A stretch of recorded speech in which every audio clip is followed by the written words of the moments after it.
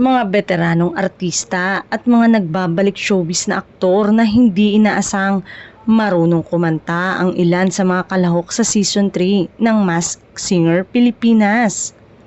Mananatili si Billy Crawford bilang host ng reality competition program na muling mapapanood sa TV5 simula May 17, 2025. Nagbigay ng clue si Billy tungkol sa mga personalidad na magtitigisan ng husay sa pagkanta.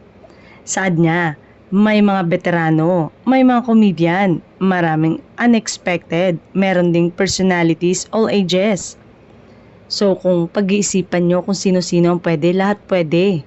May mga nagbabalik, may galing na dati sa ibang programa tapos dun nyo na lang makikita ulit. Ayon kay Billy, hindi kilala ng production staff at maging ng contestant ang mga kalahok. At kung magbanggit umano sila ng pangalan kapag nadula sila, may 500 pesos yata. Basta, kailangan nilang magbayad ng multa kasi bawal na bawal yan.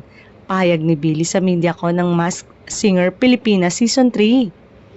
Tinanong naman kung merong galing ibang network katulad ng ABS-CBN at GMA7. Meron, pero syempre, katulad ng sinabi ko, bawal magbanggit ng pangalan.